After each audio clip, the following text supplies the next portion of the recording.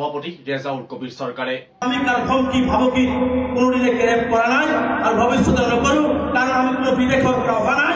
লগতে মন্ত্ৰী হিমন্ত বিশ্ব শৰ্মা আৰু জয়ন্ত মল্ল বৰুৱাক ঠেলা আল্লাহ আৰু ৰিক্সা আল্লাহৰ লগত তুলনা কৰি সভাপতিগৰাকীয়ে কয়, এইখন অসমত মন্ত্ৰী হিমন্ত বিশ্ব শৰ্মা আৰু জয়ন্ত মল্ল বৰুৱাৰ যিমান অধিকাৰ আছে আমাৰো সিমানেই আছে। এইখন অসমত হিমন্ত বিশ্ব শৰ্মা ডাঙৰীয়া জয়ন্ত মল্ল মমিনুল আলমৰ যিমান অধিকাৰ আছে এই কাছুমৰা চহৰৰ ঠেলাৱালা ৰিক্সাৱালা চব্জি খেতি কৰোৱা আলী আহমেদৰ সমানে অধিকাৰ আছে। সংবিধান দুটা নহয়, সংবিধান এটাই, তেওঁলোকৰ কাৰণে যি সংবিধান আমাৰ কাৰণে সেই একেই সংবিধান। গতিকে এইটো তেওঁলোকে যিমানেই হৈ হাল্লা কৰিবলৈ দিয়ক, চিঞৰ বাখৰ কৰিবলৈ দিয়ক, আমি আমাৰ কৰ্ম, আমি আমাৰ কাম সঠিক আৰু শুদ্ধভাৱে নিয়ত যদি ঠিক থাকে আমাক কোনেও হিৰাব নোৱাৰে।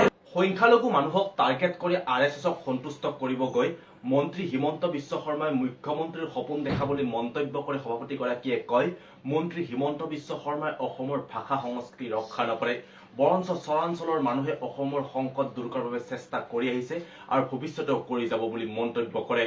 যেতিয়া অন্যায় হ'ব, অসমীয়া ভাষা সংস্কৃতি যেতিয়া বিপদত পৰিব তেতিয়াই আমচুৱে কথা ক'ব, আমচুৱে প্ৰতিবাদ কৰিব, আমচুৱে আন্দোলন কৰিব। গতিকে আমচু কোনো মুছলমানৰ সংগঠন নহয়। গতিকে এই কথাটো কৈ তেওঁ হিন্দু মানুহৰ মাজত এটা বিভেদ সৃষ্টি কৰিব বিচাৰিছে। কিন্তু এইখন অসমত কংগ্ৰেছত থাকোঁতে মুখ্যমন্ত্ৰী হ'ব নোৱাৰিলা, বিজেপিত আহিও দেখিছে সপোন বেয়া, ইয়াতো আশা নাই। গতিকে হিন্দু মুছলমানৰ কথা কৈ যদি RSSক সন্তুষ্ট কৰিব পাৰোঁ কিজানি মুখ্যমন্ত্ৰী হ'ব পাৰে।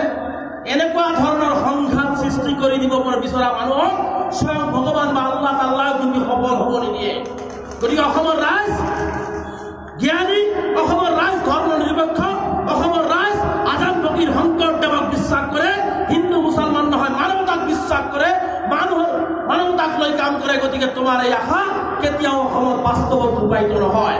লগতে বিজেপি চৰকাৰখনে অসমৰ সংখ্যালঘু লোকসকলক অৰ্থনৈতিক, সামাজিক আৰু শৈক্ষিক দিশত ধ্বংস কৰাৰ চক্ৰান্ত ৰচিছে বুলি অভিযোগ উত্থাপন কৰিছে। চৰাঞ্চলত আজি আৰ্থিকভাৱে কিমান শিক্ষাৰ পোহৰ নাই। আজি চৰাঞ্চলত সংখ্যালঘু অঞ্চলত মহিলা কলেজ দিব বুলি কৈছিলে, প্ৰথম বাজেটত দিছে জানো? এইবাৰৰ বাজেট শূন্য।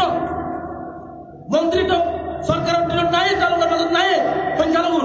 গতিকে এই যে এটা প্লেনিং, এই প্লেনিংটো হৈছে যাতে আমি আগবাঢ়ি যাব নোৱাৰো, আমি যাতে অৰ্থনৈতিকভাৱে, সামাজিকভাৱে, শৈক্ষিকভাৱে আগবাঢ়িব নোৱাৰো। গতিকে যাৰ কাৰণে তেওঁলোকে এটা প্লেনিং কৰিছে।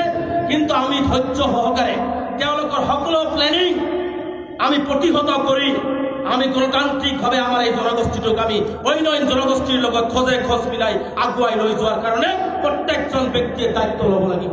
আনহাতে একেখন সভাতে আমচুৰ সাধাৰণ সম্পাদক ইমতিয়াজ হুছেইনে নাগৰিকত্ব সংশোধনী বিধেয়কৰ তীব্ৰ বিৰোধিতা কৰি বিজেপি চৰকাৰখনে অসমৰ স্বাভিমানত আঘাত হানিছে বুলি মন্তব্য কৰে। আমি আপোনালোকক এটা কথা কৈ দিওঁ, অসমৰ বিভিন্ন দল সংগঠনৰ লগত আমি এই জাতিৰ বিপদ সময়ত আমি একত্ৰিত হৈছোঁ আৰু যদি দৰকাৰ পৰে আমি আপোনালোকৰ দৰে ব্যক্তিক আমি বাংলাদেশলৈ পঠাই দিম, কিন্তু অসমত আমি বাংলাদেশে আহিব নিদিওঁ। আমি এটা কথা স্পষ্ট, 24 মাৰ্চ 1971 চনৰ আগত যিসকল ব্যক্তি আহিছে তেওঁলোক অসমীয়া হয়, আৰু 24 মাৰ্চ 71 চনৰ ৰাতি 12টা বজাৰ পাছত এজন মানুহ যদি অসমলৈ আহিছে, তেওঁ লাগিলে হিন্দুৱে হওক, মুছলমানে হওক, তেওঁ অসমে এৰি যাবই লাগিব। কিন্তু একে কথাতে আমি স্পষ্ট কৰি দিব বিচাৰোঁ সেইসকল লোকক যে 24 মাৰ্চ 1971 চনৰ ৰাতি 12টালৈকে অহা এই অসমত এজনো বৈধ নাগৰিকক যদি ষড়যন্ত্ৰমূলকভাৱে NRCৰ পৰা বাদ দিয়া অপচেষ্টা চলায়, তেতিয়াহ'লে কিন্তু আমচুৰ এই শক্তিৰ যি প্ৰকাশ হ'ব তাক তেওঁলোকে কিন্তু অভাৱনীয়ভাৱে তেওঁলোকে কেতিয়াও ভাবিবই নোৱাৰিব। আমচুৱে এনে সংগ্ৰাম অসমৰ ভূমিত কিন্তু কৰি দিব। এতিয়া প্ৰশ্ন হয়, জাতি মাটি ভেটিৰ কথাৰে পৰিৱৰ্তনৰ শ্লোগান গাই শাসনৰ গাদীত বহা বিজেপি চৰকাৰখনে পৰৱৰ্তী সময়ত কেনেধৰণৰ ব্যৱস্থা গ্ৰহণ কৰিব সেয়া হ'ব লক্ষণীয়। নগৰবেৰাৰ পৰা মিজানুৰ ৰহমানৰ ৰিপৰ্ট, নিউজ 8 নৰ্থ ইষ্ট।